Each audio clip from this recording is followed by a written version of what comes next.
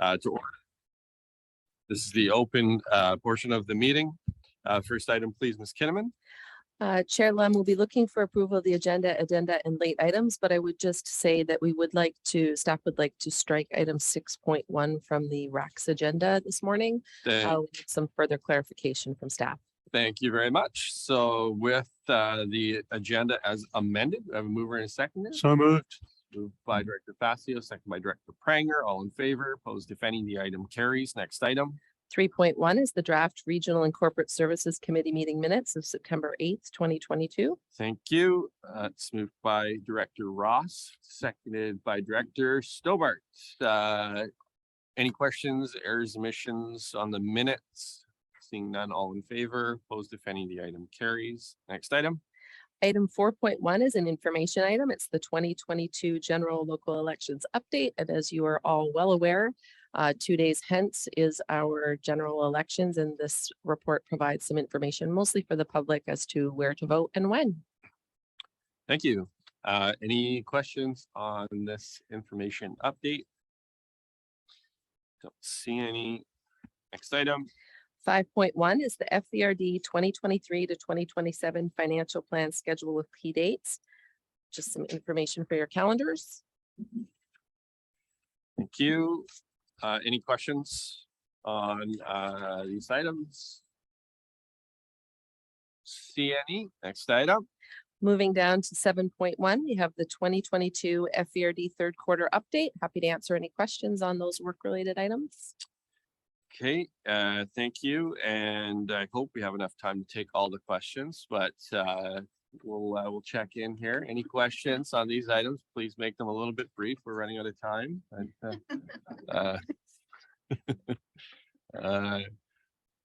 Lots of good information, Ms. Kinnaman, lots of work being undertaken by the regional district, and just appreciate it. That's again coming out of a lot of different challenges in the past year, and it's nice to see us coming back to some of the basics and some of the things in all of our business units that we kind of our core businesses. So a good update. Director Horn.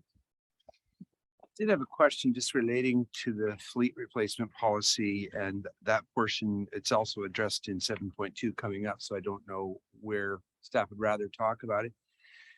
But just wondering whether that policy will incorporate ways of deferring things without having to come back before the board in inflationary times such as the ones we're experiencing now.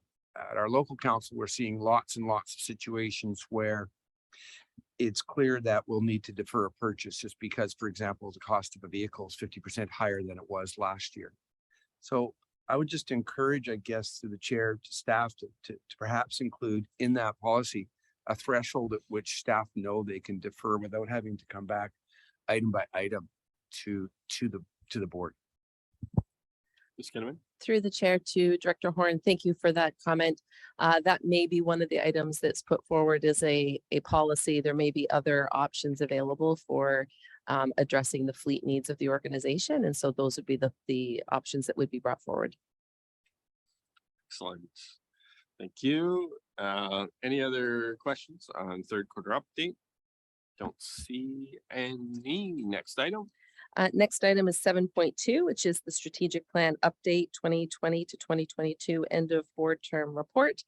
Just wanted to bring this forward to this board so that you could see all of the things that have been achieved since we initiated that interim strategic plan.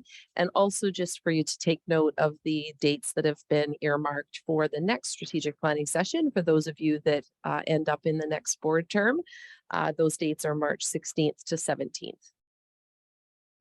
Okay, any questions on strat plan update? Director Horn.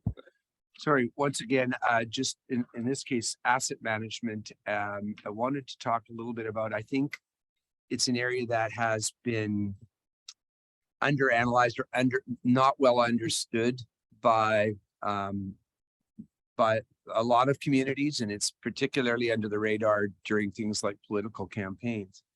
So I'm just curious about two parts to do with this. The first is I know that the inventory was slated to be finished in Q4 of this year. and it says carry forward. Does that mean that it will likely still be finished at the end of 2022 or earlier in 23 through the chair to Ms. Kinnaman? And then I'll ask my second question. Sure. I'll start with answering and then I'll turn things over to Ms. Lonsbro. That entire section of actions related to asset management are all happening sort of together as part of the longer term vision of creating a capital plan for the organization. So there aren't really key dates in terms of start and finish, but I'll just turn things over to Ms. Lonsbro for a more thorough explanation of that project. Ms. Lonsbro. Okay, good morning and thank you for the question. The first phase will be doing a procurement in the fall for the asset appraisals. So we'll be doing the inventory in that stage.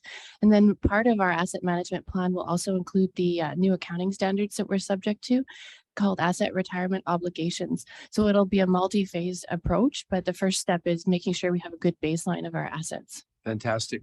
And to wrap up, Mr. Chair, I think it's just going to be incredibly important for this to be a robust part of orientation to new directors, because otherwise I worry that people will care too little about it. In my comment in the last item, inflationary pressures make it even more of an urgent concern for us than ever before. So I'm glad to hear that and look forward to it being a part of orientation.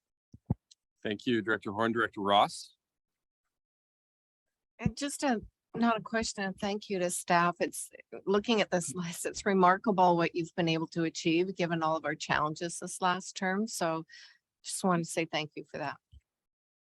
Thank you, Director Ross. Any other questions or comments from board members or directors? No, I'll just lend my thanks as well, and my hopes that whoever should be so lucky to sit around this table gets to do a strategic planning session in person, and that they don't have to do it on Zoom. So here's my hopes. Here's our hopes that whoever's here gets to do that in person. It's certainly one of the big challenges was doing those long Zoom meetings on strategic planning. So, and then also just a note that, you know, the capital infrastructure plan and replacement plan and giving us a good baseline. This has been work that's been kind of long overdue at the regional district, is because we have probably one of the most diverse arrays of infrastructure in any regional district across the province, from bowling alleys to water systems to sewage systems to you name it, we've got it. So I really want to underscore Director Horn's you know, comments that, you know, for the new board directors to get kind of an idea and a grasp on, you know, just that diversity of infrastructure that we have and the capital needs and requirements of this organization going forward. So just really appreciate the hard work of staff on this item, and it's not going to be quick, but it's important that it takes the time to do it right. So thank you. Any other comments or questions? Seeing none, next item. The next item is 8.1, which is items for information and correspondence. This is the letter that the board approved at last month's meeting to Minister Heyman regarding the composting facility in electoral area H. Just an information item, happy to discuss. Thank you. I see Director Dixon on the line. Maybe water while she's eating her breakfast. Morning, everybody. I see you. Yes. Just an update. Sorry, yeah, I'm kind of jumping in on you. Sorry about that. Just an update. Just thank you for the letter. First of all, it's already circulating around my community. What I heard. But an update is that we have a set a meeting for Saturday, October 22nd, and actually have reps from the Ministry of Environment coming, MLA Patton, as well as someone from the ALC. Since the letter was written, we found out that the material is considered compost B, and quite frankly, absolutely is not supposed to be spread without a land application plan. However, it has been spread on several acres, and the ministry has sent the owner operator some enforcement violation information, I guess it is. And so they have ceased for now, but it's already been spread. And so that is creating another layer of concern for certainly for the residents, and because the information in the ministry regulations indicate compost beef should not be spread in a watershed where they're with protected drinking water. So we've got some concerns. We're looking forward to having a chance to have some of our questions answered and see how we move forward from there. But thank you to the board for their support. Thank you, Director Dixon, and thank you for being, just right on top of this from the very beginning. And some of your work with the ministry and the minister, I think it's important. Community understands that you're working very hard on this for them. Happy to do our part. Any other questions, comments? Don't see any. Ms. Kinnaman, next item. Moving down to reports by board directors. Thank you. Board directors, that'd be your opportunity. Director Dickey. Thank you, Mr. Chair. It's not something that's on the agenda, but been aware for quite a while now that the Mount Sham hiking area, which I believe the regional district does manage, the access to it evidently is something that even a very courageous person in a big four-wheel drive does not want to take on, and recognize that the use of that area is largely the people that are using it are from all over the Lower Mainland. And I really think the board might want to bring someone in from the Ministry of Forests that looks after transportation on Forest Service roads and see whether a little bit of money could be spent up there, because that's just an iconic hike for the whole Fraser Valley. It's just gorgeous, and really there should be better access up there. Thank you, Director Dickey. That's pretty timely. I just must be getting the same emails as you are, because notification the other day of somebody who actually got stuck bottomed out there and then caused a whole bunch of traffic backup on vehicles trying to get up before it. But I mean, part of the lesson is don't try to do it in a 1987 Honda Accord, because it's probably won't be successful getting up there. But Ms. Kinnaman, on the access, is that Ministry of Forests that we'd work with? Yeah. Yes, Mr. Chair, we would need to contact the province about the access. We don't maintain the roads, but certainly we can connect with them and see what the plans are for that area, because you're quite correct, both of you, that it is a well accessed area and a popular spot. Thank you. Director Horn. Thank you, Mr. Chair. While this isn't a committee of the hospital district, I'll quickly talk about something related to health in our region. As I have spoken about at hospital district meetings, I think a unified approach from our members is a really effective one when it comes to dealing with Fraser Health and the ministry. Unfortunately, our most recent, I heard back from Fraser Health the other day, our most recent overtures to them to invite them to a table to discuss healthcare planning and mission that would include other constituencies, including neighboring communities, was denied. So this is just information reinforcing conversations we've had at this table already, and the need for perhaps a concerted effort as a table, particularly for North Fraser communities, in terms of what we learned after the atmospheric river last year when services were cut off, for us to have a unified approach. So I'll talk more about that if I'm lucky enough to be around this table post-election. But we were discouraged. In the letter, we heard that our CT scanner project is moving forward. So that was the good news, but we were discouraged to hear that Fraser Health really didn't accept our invitation for a larger meeting conversation and didn't suggest an alternative. So the opportunity to plan for our area together with them still isn't there. And I think we need to continue working, and I'll speak with my colleagues here about that as I learn more.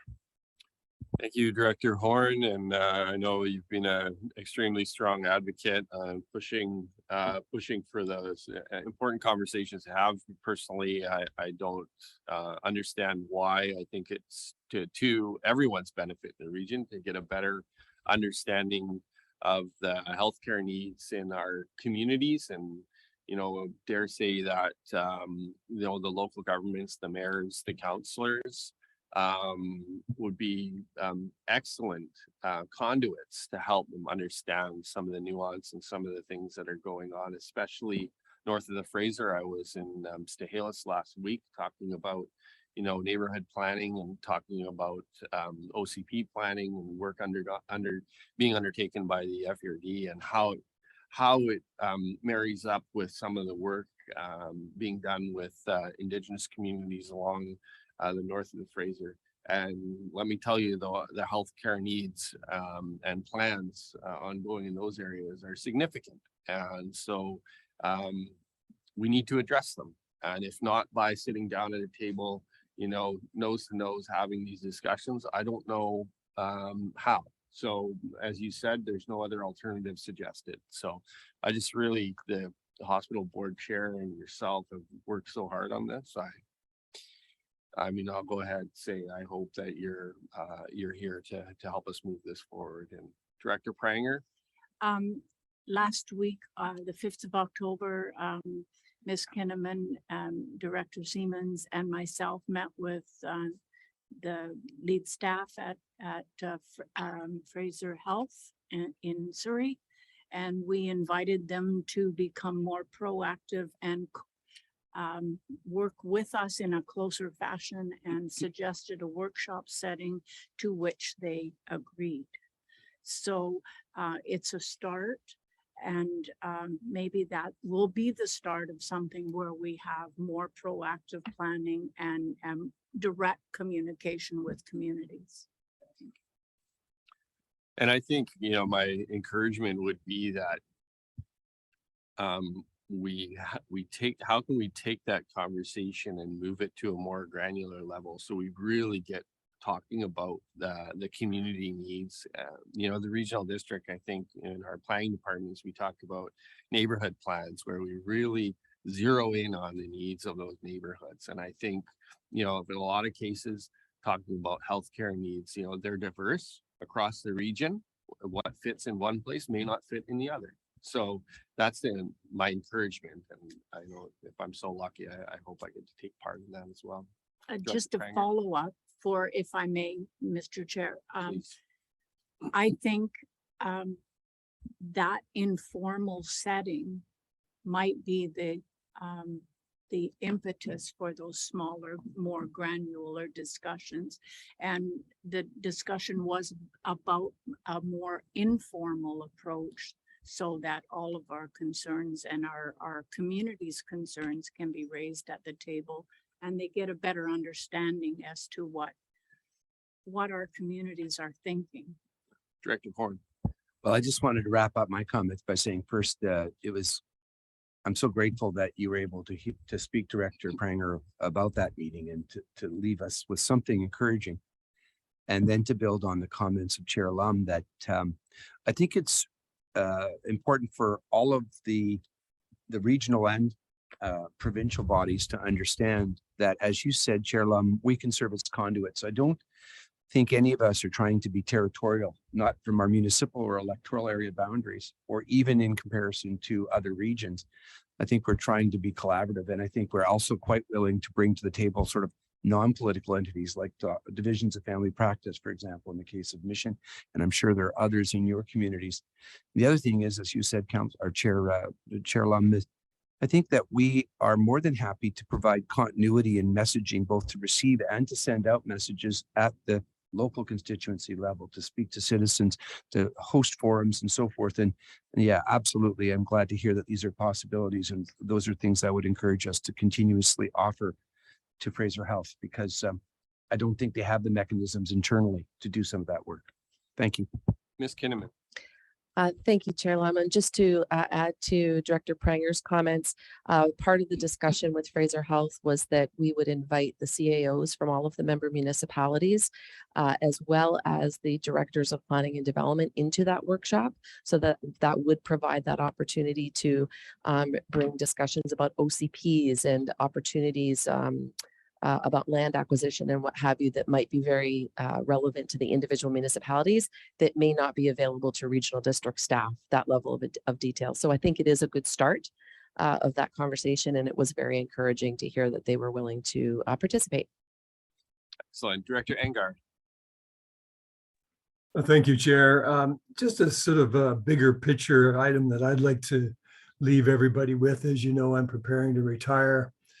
I'm not going to retire from the larger picture item though, and that is climate change, which we're seeing dramatically out my window on a regular daily basis.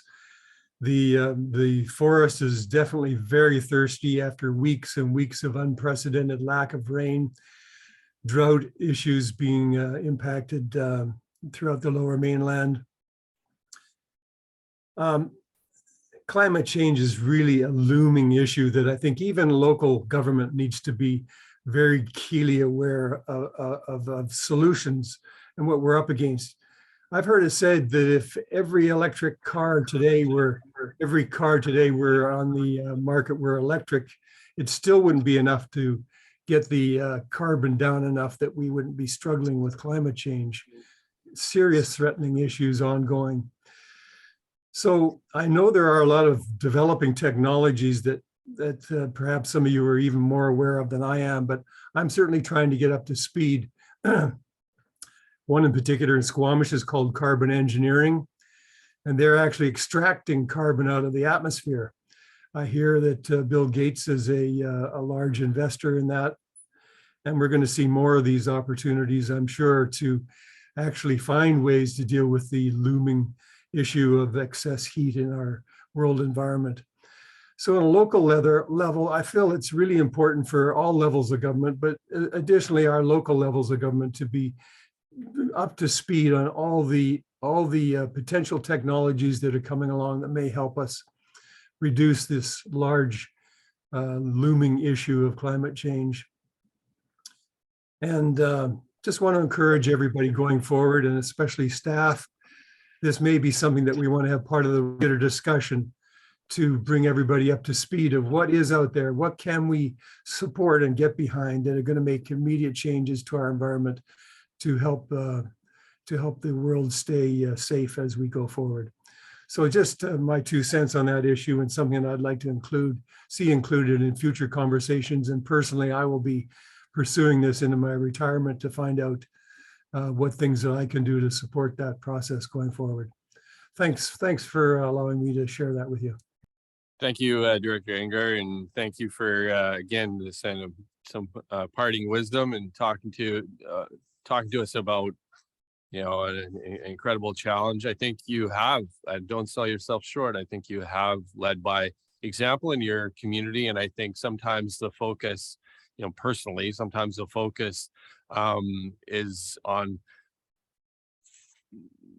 disparity and how big and how bad things have got that people lose hope, and they can't make small incremental changes or changes to their own habits and the things in their own communities. And I just would say that you are already doing some things, whether it's building resilience in your community through Fire Smart, whether it's encouraging people around water conservation issues, whether some of the things that you are doing and that we can be doing. That's not to say that we need some big fundamental structural changes in how we operate, but I also don't want to let you sell yourself short in terms of the advocacy work and the stuff that you've contributed over the years. And certainly we'll continue to have these important conversations. Director Ross, any comment?